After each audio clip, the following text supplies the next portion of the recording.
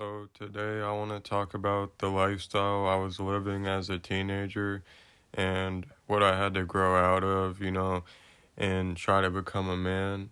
But basically, it started off as I was hanging out with my cousin more, and eventually I was telling him how I honestly wanted to move out from my mom's house and stuff. So he was like, "Oh yeah, just come move with me."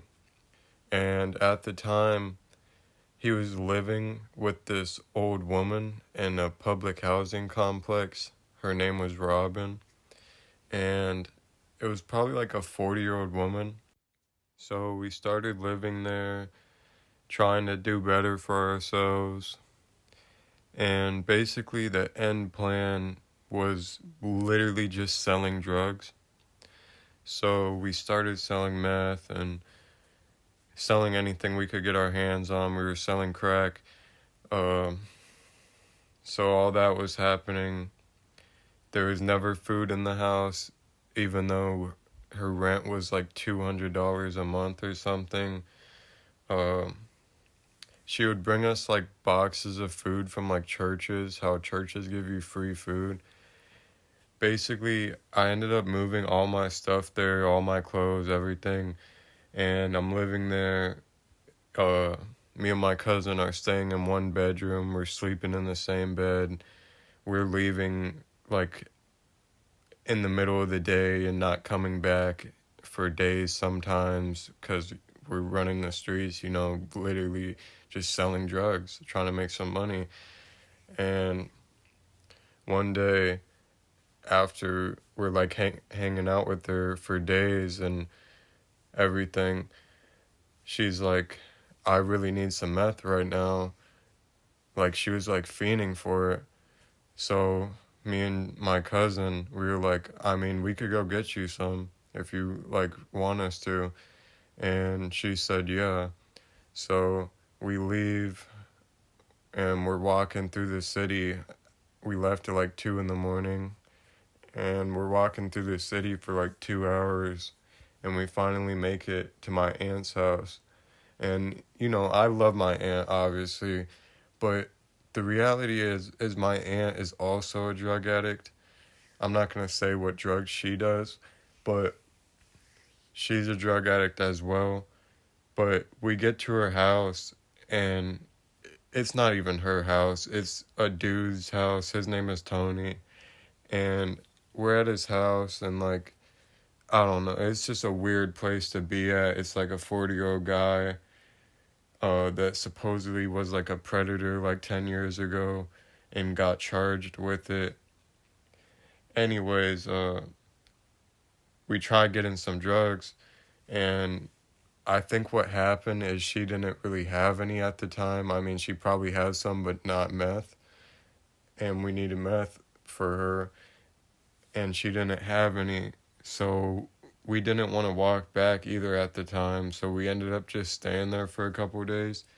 And when we go back to Robin's house, like a couple of days later with our aunt, it's nighttime, but I mean, you know, we just are trying to come back and get some stuff. But what happened is we pull up to a public housing complex and we're knocking on the door. Nobody's answering. We're calling her phone and we heard it ringing in the house. So we're like, Robin, come to the door or whatever. Nobody's answering. So we're like telling my aunt this, and she's like, she has the same mindset we have that like that's weird. So me and my cousin, we go up to the window. There was like a box AC in the window, and we're like, fuck it, we're just gonna come inside the house if they're gonna play like this. And we start shaking the window, like shaking the AC in the window. And we heard some grown man scream like a little girl, like he had like pure fear in his voice. He was like, ah, like it was like higher pitched than that though. So after that, we did end up leaving because they were probably going to call the police, and the public housing that she lived at had cameras. So we went back like 2 days later, and how she was renting like a part, it had 2 rooms, and in the back of the place, there was a window to the room that me and my cousin were staying in, and we pushed the window in there was a window and we literally pushed the whole window in, so like it popped out of the frame, and we climbed in, but there was none of our stuff was there anymore. It was literally nothing. So Robin either sold everything for drugs, or she just she robbed us, but she probably sold it for drugs or just gave it away. I don't know. But I mean, after that, we couldn't do much besides keep pulling up. But there is cameras there, and we kind of made it hot anyway because that's literally breaking and entering. So after that, I mean, we just left, and I think that was about the last time we were there. We were there like 2 more times, but after that, me and my cousin started living in Tony's basement together, and yeah, we started living in his basement and just living at his house. And then we started selling drugs still. I mean, it wasn't started, we were still selling drugs, and started helping our aunt sell drugs and help her get her fix too, you know.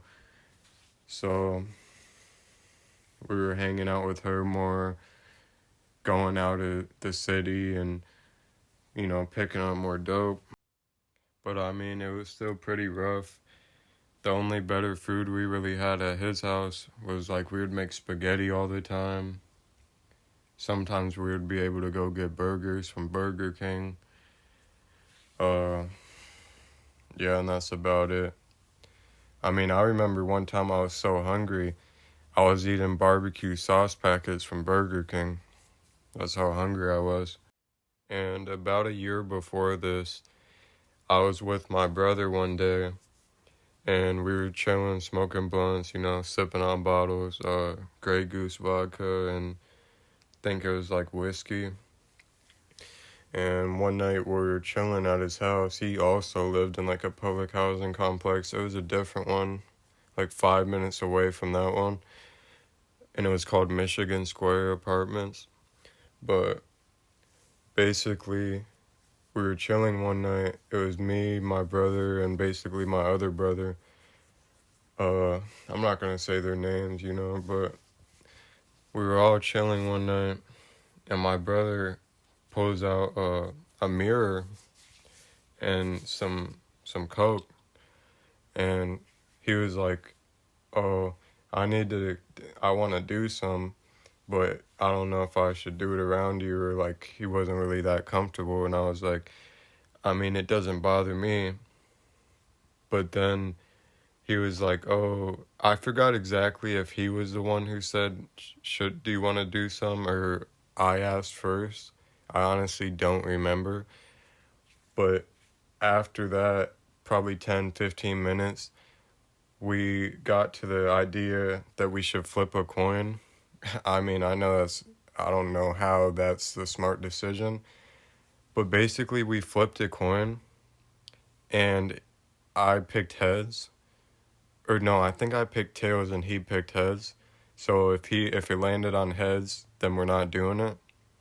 And it landed on heads. And I was like, "Oh, do it again." And we're laughing about it. And I mean, it's nothing funny, but we're laughing about it. And he flips it again. It lands on heads again. So it lands on no twice. I say flip it again. It lands on heads again. So it lands on no 3 times. I say flip it again. And it finally lands on tails. So we were like kind of, you know, obviously it was like life was telling us no. But we decided, I mean, I guess we're going to do it now. So he hands me he puts some lines, you know, he edges them up with the card or whatever. And he puts some lines on the mirror. And we all just start taking lines, you know. It wasn't too big of lines, especially the ones I was doing. He just said, do the smaller ones, you know. And I mean, I didn't need big ones at that point or nothing like that. But we all started doing lines, you know. And unfortunately, it was the best feeling I ever felt in the world. And that's how I knew it was bad. But I mean, there was nothing I ever felt like that, man. It was literally like heaven. It was just so good, and that's how it was so bad. And I just immediately got addicted to it. And I'll never forget the moment where about 30 minutes after that night where we were doing it. So at the time, I was a heavy smoker. I always was. I could have smoked, you know, 5 blunts back to back or whatever. But about 30 minutes, I'd say, after, he says, do I want to smoke a joint? And I remember in my head, I was thinking, like, I want to do more lines. I wasn't even interested in weed anymore. So that was also a red flag in my head. And I told him that too. Like, honestly, I'm not even thinking about weed anymore. So basically, for years straight after that, from 15 to 16, I was doing coke for like a year straight. Basically, we went from, oh, we're going to do it every Friday, you know, trying to not really get addicted, to we're texting each other like on Tuesdays being like, oh, you want to link up and do some. And, you know, it just got really bad. We were doing it like every day, staying up from, you know, early in the morning to the next early morning. It was just a pretty rough lifestyle because, like, this one time, it was a day where my little brother, who was only like 6 years old at the time, had a t-ball game. And me and my other brother, we went to the t-ball game because there was nothing to do that day. And like halfway through the game, well, for one, I was just living a rough time. So I had orange juice and a Grey Goose and a water bottle. So I was drinking while watching him play. And then we ended up going to the car. So, and at the time, my mom didn't know this too, but we went back to the car and he pulls out his phone and a little bag and we start doing bumps off his phone. And we do some bumps and then we go back and watch the game. But I mean, it's just rough, man. I mean, my 6-year-old little brother is playing t-ball and I'm doing coke in the car at his game. During this time, I really had no fear at all in life in general either. So I started beefing with like so many people in my city. Like, it was grown men too, like 25-year-old men with like 3 kids and, you know, supposed gang members. And I'm just talking real disrespectful to all these people. So I start like these issues and I'm basically making enemies with all these people that are supposedly dangerous people. So I started getting texts where people were like, oh, next time I see you, you better have a gun on you. Or like, it's like this other dude, he's like, oh, pull up here. And I was like, bro, why would I pull up? I know you're not finna pull up alone. Because, I mean, I would go alone. I'm not scared, but I'm not going to a place where I know I'm finna get jumped by like 5 grown men. That's just not a good idea. And at the same apartments my brother lived at, one day there was this one kid, I honestly can't remember his name right now, but we were getting drunk and stuff, me and my brother, and we walk outside, and this dude hops out the car, and he's like, oh, this is Zach, right? And my brother looks at him and stuff, and he starts trying to press me, whatever. So we walk upstairs, and my brother grabs his gun, and we walk up to the window upstairs because they can see you up there, and you can see them. And he's just still talking crazy or whatever. And my brother was like, what you want to do about it? And he flashes the gun through the window. And then the dude is like, oh, I don't want any issues. And he just started acting really scared and like I mean, I get it kind of, but it's also just like if you're going to try to press somebody, you got to stand on it. I mean, you can't just get hoed just because somebody has a gun, to be honest with you, because that's the lifestyle you chose. But after this, me and my brother stopped talking over an issue, and I started doing my own thing. I moved back into my mom's after a while. I mean, I could have kept selling drugs, and try to do my thing, but it's not a good lifestyle. Um, so I moved back to my mom's, and I'm just trying to do better for myself. But I guess the end of conclusion of that is now I don't feel safe in public because I'm still in the same city, and gas stations are a hot spot for people. And so everywhere I go, I have to carry a gun in my jeans to feel safe. Like, when I'm in gas stations, I'm paranoid. I'm looking around everywhere, and it's not that I'm scared. It's just like you got to play chess, not checkers. If the day that you think somebody's not going to be looking for you, they're going to get you. Like, and I be trying to tell my mom too. I mean, I think she understands for the most part, but it's like it's not a joke though. You could really die. Like, they're not. People have nothing to lose. People who are living that lifestyle have nothing to lose. And even if they do, they don't care. Like how I was telling you, they have kids. They don't care. They're willing to just kill you and do a life sentence because they think gang violence or whatever, they think that all matters more than anything else. And that's not a lifestyle you should choose. You at some point you have to go from being like a street dude to a grown man, especially you have kids, be a father role model and do something with your life that's productive instead of, I mean, how do you think they're going to feel if when they grow up they find out that their dad is doing 30 years in prison for killing some dude over a small issue? They're going to think that you're literally probably one of the dumbest people in the world. I also had to grow out of that mentality because there's no point of wasting all that potential in your life just to go to prison or die or whatever. Like, I mean, if my life is in danger, obviously I'm going to stand on it and I'm going to do what I have to do. But I'm not going to put myself in harm's way anymore. That's just, it's not intelligent. Just a few days ago, there was a 20-year-old and a 19-year-old, I think, walking about 5 or 10 minutes away from me, and they were walking down the street, and a car pulled up and released gunfire on them, and the 20-year-old died. The other one is in the hospital with injuries, but the other one died.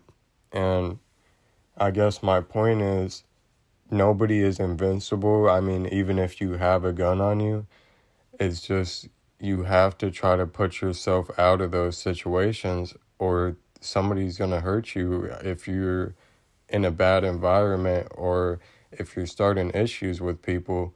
Because, I mean, it's rough, man. You're walking down the street and some dude just pulls up and shoots you and you get left on the pavement leaking blood and you pass away. And I'm pretty sure because they made a post about it, like the police did, that they have no idea who the shooter is and they haven't caught him. They're asking the public for information on it. But at the end of the day, please don't put yourself in bad environments or let anyone influence you into any bad things that are negative. For me personally, it was also my decisions, but you just should avoid being near anything like that and putting yourself in harm's way. It's not, nothing like that is worth the potential you have.